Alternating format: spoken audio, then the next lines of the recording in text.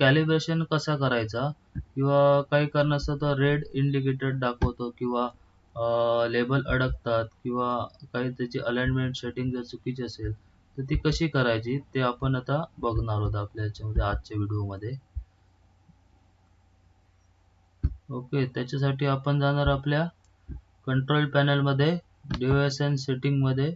मी आता शॉर्टकटच काढून ठेवतो डेस्कटॉपला. ओके, शॉर्टकट केल्यावर इथे आपला राईट क्लिक करून शॉर्टकट काढला, इथे आयकॉन आलेला आहे आपला.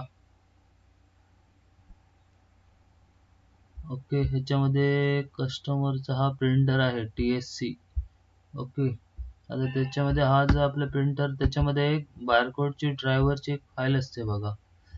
आता याच्यामध्ये आधी चेक करूया कुठे आहे ते. TSC आहे बघा, TSC ड्रायव्हर म्हणून असतं बारकोड प्रिंटर.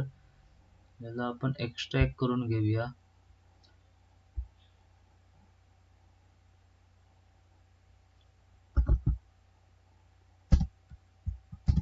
ओके, त्याच्यामध्ये युटिलिटी मध्ये ना सर, इथे डायग्नोस्टिक टूल असतं, हे कॉपी करून घ्यायचं डेस्कटॉपला. ओके,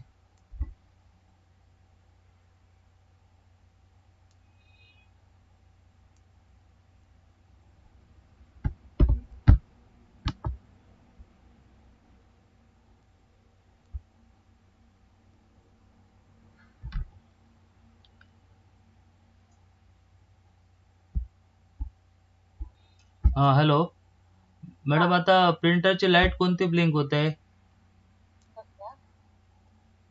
ग्रीन आहे की रेड आहे? ओके, आता लेबल्स वगैरे सेट केलेले आहेत ना तुमची? आता राईट साईडचं जे बटन आहे ना, जरा माऊस सोडा, इथे ओपन करू नका काय 5 मिनिटासाठी मॅडम. हे उजवीकडे बटन्स आहे बघा वरती, ते एकदा प्रेस करा, एकदा सिंगल. इथे प्रिंटरचं ना, बारकोडचं? हो, लेबल बाहेर येतं का बघा एकदा, एकदा प्रेस करा.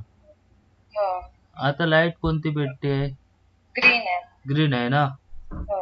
ओके, एक मिनिट हा. ओके सर, हे जर डायग्नोस्टिक टूल असेल तर हे ओपन करा सर. ओके, ओपन करा आणि इथे तुम्ही गेट स्टेटसला क्लिक करा, इथे तुम्हाला समजेल.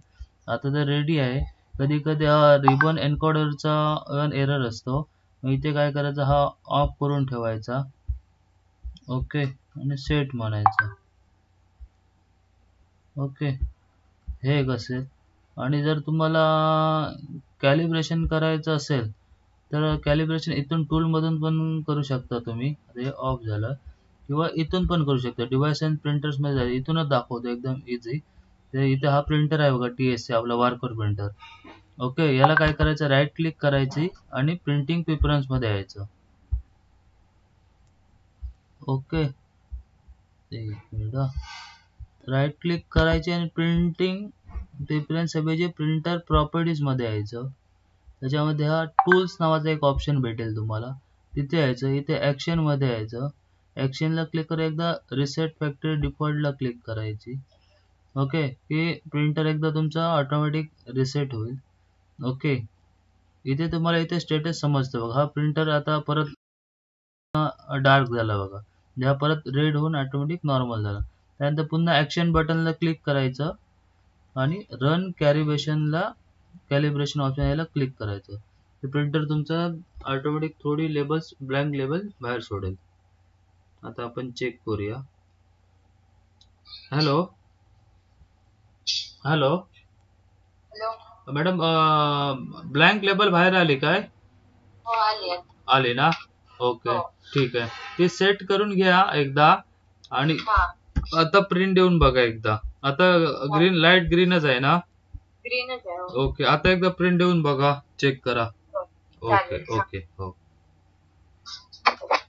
ओके, अशा प्रकारे सेटिंग करून घ्यायची की तुमचा प्रिंटर कॅलिब्रेशन होऊन जाईल आणि काय नॉर्मल एरर असेल तो क्लिअर होऊन जाईल सर. बाकी काही मोठा प्रॉब्लेम नसतो. आणि डस्ट वगैरे बसायला देऊ नका प्रिंटरला. बरेच कस्टमर काय करतात, त्यांच्या प्रिंटर बघत पण नाही घेतल्यापासून, त्याच्यामध्ये डस्ट, धूळ वगैरे खूप जाऊन बसते. डेली त्याला क्लीन करत चला, स्वच्छ ठेवत चला, त्यामुळे हेड पण तुमचा लवकर खराब होत नाही, बाकी प्रिंटर मेंटेनन्स पण येत नाही.